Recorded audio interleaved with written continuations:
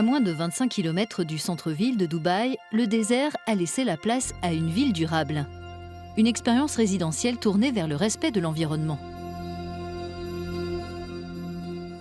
Pour le directeur d'un centre de recherche de l'Émirat spécialisé dans le développement durable, ce projet, comme tant d'autres, est porté par le désir d'un changement positif.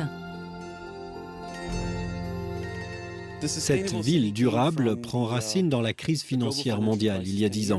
Celle-ci nous a vraiment fait prendre conscience de la nécessité d'adopter un autre modèle écologique et économique. Au milieu de nulle part, cette nouvelle ville réunit aujourd'hui des familles et des petites entreprises qui partagent les mêmes valeurs. On essaye d'être aussi respectueux de l'environnement que possible et on ne pouvait pas trouver de meilleur endroit pour nous installer que cette ville durable.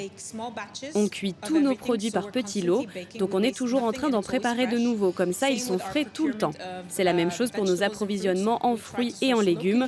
On essaye de faire appel à la production locale et de ne rien gaspiller.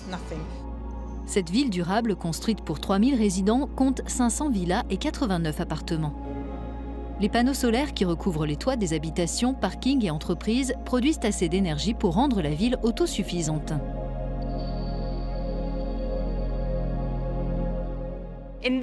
Dans cette ville, la communauté consomme l'énergie qu'elle produit, pas davantage. Elle a valeur d'exemple international en matière de normes durables élevées. Dubaï vient d'adopter sa charte du cinquantenaire dans laquelle figure l'engagement d'avoir 10% de foyers autosuffisants pour leurs besoins en eau, nourriture et énergie. Dans cette charte du cinquantenaire, l'un des articles prévoit la construction d'un ensemble de résidences autosuffisantes. Et dans cet objectif, nous sommes en train de voir comment réajuster le premier lot de villas. Je crois que le gouvernement de Dubaï prend très au sérieux son rôle en matière de mode de vie durable. Il ne fait pas qu'en parler, communiquer à ce sujet. Il investit vraiment dans ce domaine pour devenir une destination plus durable. Ces investissements passent notamment par l'aménagement d'ici 2022 de 500 km de pistes cyclables. La moitié a déjà été réalisée, comme ici à Al Qoudra. C'est génial. Sortir ici le matin, regarder le soleil se lever, c'est vraiment cool. On a beaucoup de chance d'avoir cette piste ici à Al Qoudra. Comme ça, c'est plus facile pour nous de nous entraîner. Et j'habite ici, donc c'est vraiment facile.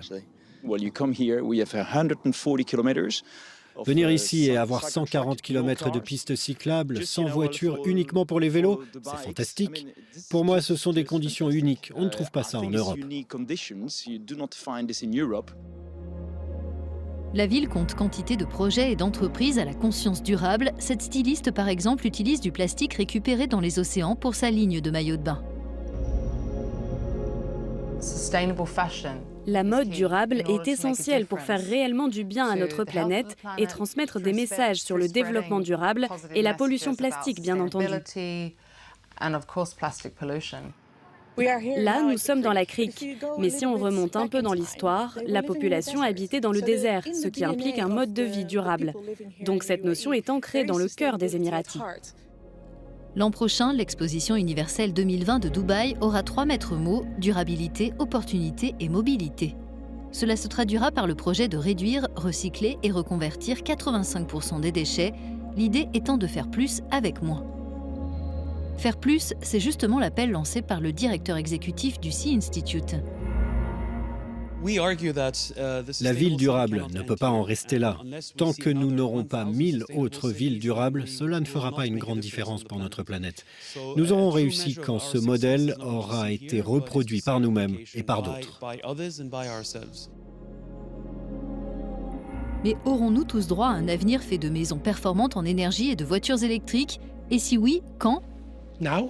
Maintenant, c'est l'heure. Ma voiture électrique est en charge au moment où nous parlons. Des mesures incitatives existent pour les premiers utilisateurs. Personnellement, j'aime avoir toujours de la place pour me garer dans la zone des véhicules électriques, d'un centre commercial le week-end pendant que le parking classique est complet.